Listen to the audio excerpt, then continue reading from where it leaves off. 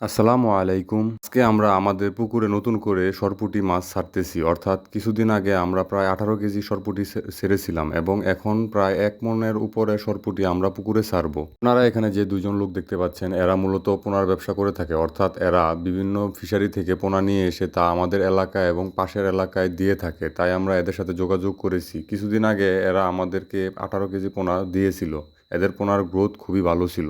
আমরা এতদিন যাবৎ আমাদের পুকুরে যে পাঙ্গাস মাছ ছিল, পাশাপাশি কিছু বাংলা মাছ অর্থাৎ রুই, মিরকা এবং কাতল, এই মাছগুলা এতদিন যাবৎ বিক্রি করেছিলাম। তাই আমাদের পোনা ছাড়তে অনেক দেরি হয়ে গেছে। যাই হোক, সরপুঁটি মাছ যেহেতু দ্রুত বড় হয়, তাই আমরা সরপুঁটির পরিমাণটা একটু বেশি দিয়েছি, যাতে শীতের সময় সরপুঁটি মাছগুলো আমরা পুকুরের থেকে বিক্রি করতে পারি। আমরা আমাদের পুকুরে যে সরপুঁটি মাছগুলো দিয়েছিলাম, সেই মাছগুলা 35টা থেকে 40টাই কেজি হবে। অর্থাৎ 1 কেজি মাছ 35 থেকে 40-এর ভিতরে থাকে। নিজেরা ফিশারি থেকে পোনা নিয়ে আসার চেয়ে এদের মাধ্যমে পোনা নিয়ে আসার কিছু সুযোগ সুবিধা রয়েছে। সেগুলো হচ্ছে, প্রথমত এখানে যে মাছগুলা ছাড়বে, সেই মাছগুলা যদি মারা যায়, সেই মাছগুলা ওরা রিটার্ন নিয়ে যাবে। এক্ষেত্রে রিস্ক এবং ভয় দুইটাই কম থাকে।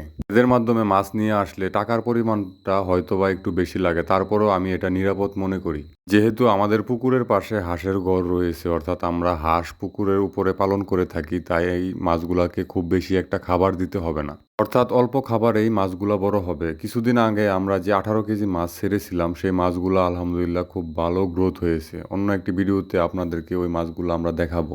আমি এদেরকে বলেছিলাম 1 মণ সরপুঁটি আনতে, সেক্ষেত্রে ওরা 1 মণ 4 কেজি অর্থাৎ 44 কেজি মাছ নিয়ে এসেছে। শীতের সময় যেহেতু পাঙ্গাস মাছের বিভিন্ন ধরনের রোগবালাই হয়ে থাকে এবং পাঙ্গাস মাছ মারা যায়, সেই ক্ষেত্রে আমরা এই সরপুঁটি মাছগুলা শীত পর্যন্ত রাখবো, তার পরবর্তীতে আবার পাঙ্গাস মাছ ছাড়বো। অর্থাৎ শীতের সময়টা চলে গেলে তার পরবর্তীতে আবার পুনরায় পাঙ্গাস ছেড়ে দিব। এই মাছগুলা 3-4 কেজি হতে কি পরিমাণ সময় লাগে এবং এই মাছগুলাকে আমরা কি কি খাবার দিব, সেগুলো আপনাদের মধ্যে তুলে ধরার চেষ্টা করব। আজকের মতো এ পর্যন্তই। সবাই ভালো থাকবেন, সুস্থ থাকবেন এবং আমাদের জন্য দোয়া করবেন। আল্লাহ তাআলা যেন আমাদের সকল কাজে বরকত দান করেন। আসসালামু আলাইকুম ওয়া রাহমাতুল্লাহি ওয়া বারাকাতুহু।